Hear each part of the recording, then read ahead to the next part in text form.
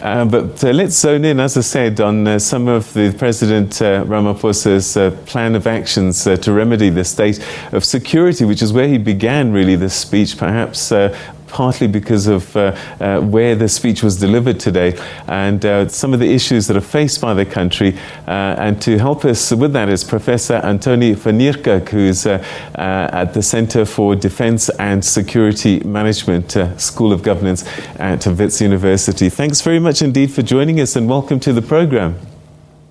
Thank you, Peter, and to your guests.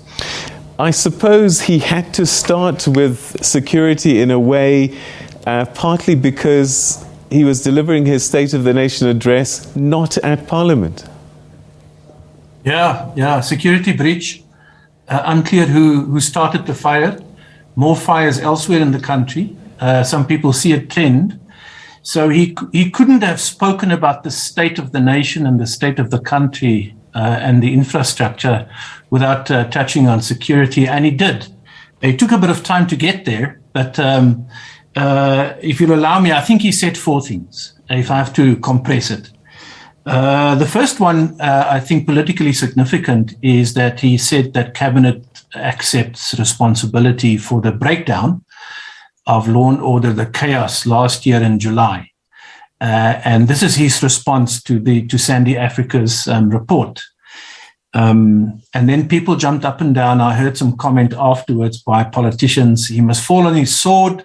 Cabinet must resign. The ANC must go away. So that's a lot of political nonsense, really, because clearly that's not going to happen. Instead, he indicates 3 or 4 areas where I think action will be taken fairly quickly. So the first one is something that many of us who follows the security sector has been asking for, which is decisive leadership. And he says that critical vacancies will be filled. I mean, State Security Agency doesn't have a DG or DDGs, etc., etc. I mean, this is really critical. He also said enticingly that there will be some leadership changes, and I don't know if that's at the level of the executive or at the senior officials. Maybe Susan can help us out there. But apart from that, he indicated some medium-term activities that will take place. The first one is he instructed the National Security Council to come up with an implementation plan of the various recommendations that were made by high-level panels and expert panels over a period of time. Many of us have been waiting for this because I think that Ayanda Dlodlo, the previous minister, tried but didn't really succeed in getting those recommendations implemented.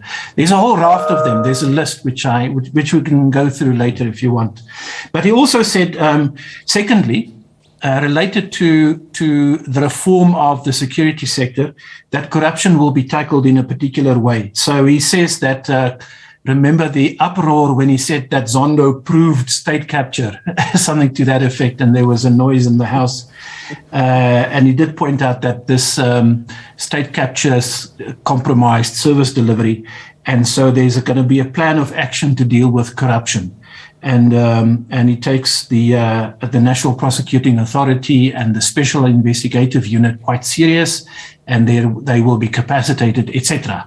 I know some people are cynical about the criminal justice system, but he's made a promise there. And then he also spoke about SABC, and I don't think he really revealed to us the depth of the lack of trust between critical players in safety and security.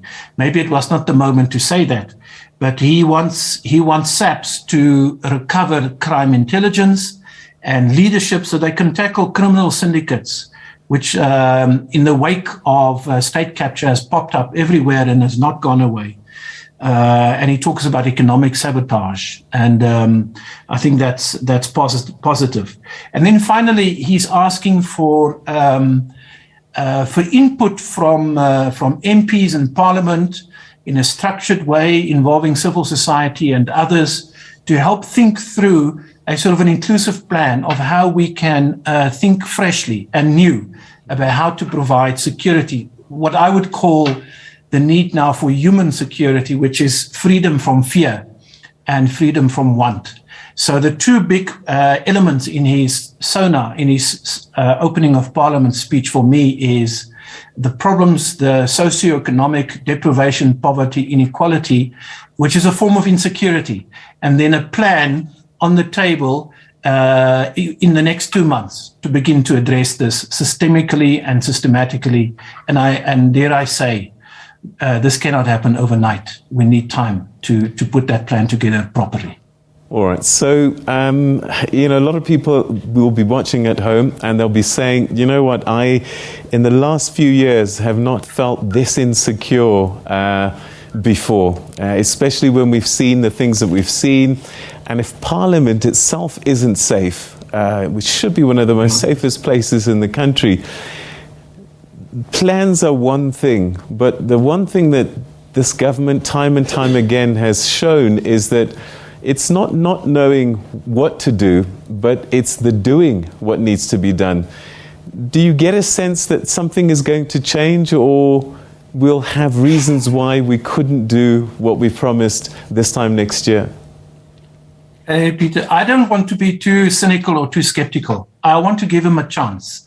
I want to feed off his sense of optimism that we can look forward. And there are two differences from previous speeches or sonas, if you want, in terms of security. The first one is, for the first time in a long time, I'm hearing a very senior politician saying, let's open up and demystify security and intelligence. Intelligence must work in the interest of the people, not the regime or the state only, but it's meant to be a form of human security. He says that, and he's saying to his institutions in the security sector, allow for that interaction to begin to take place. I welcome that. I think it's positive, and I, for one, will begin to call on people tomorrow to ask them.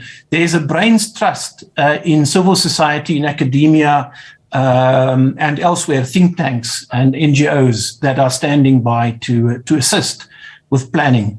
And the second one is, I think he's putting the state security or the intelligence community on terms.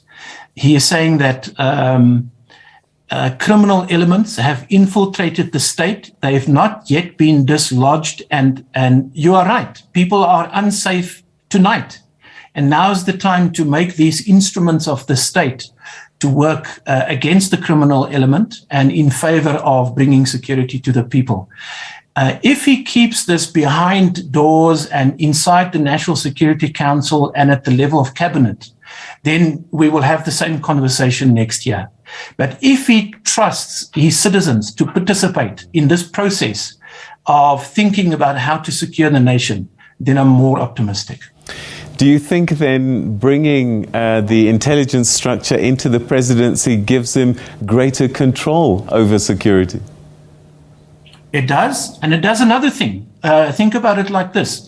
Now we have a minister responsible for steering the Civilian Intelligence Agency, and he is held accountable by our elected representatives in Parliament. So the Standing Committee can call him to come and report on what he's done in the middle of the year or any time that they want to do so. And I find that refreshing. I think that the minister in the presidency is trusted by the president. And I think there's a strong relationship between the two. And you might as well add the National Security Advisor, Dr. Mufamadi. And that forms quite a strong team that I think can be held accountable by us via Parliament, by asking questions. And now, after the SONA address, where he says that this will be an inclusive consultative process, we have every right to ask, where is the national security policy? Where is the structures that will allow us to understand how, he said it, how threats will be identified, prioritized, and how the response will be developed. And I see this as a whole of government exercise. Whether he has time before December to pull all of this off is another question. All right. Professor Anthoni van Nieuwkerk, thank you very, very much indeed for joining us and sharing your thoughts with us tonight, particularly around the issue of security. Thanks for your time.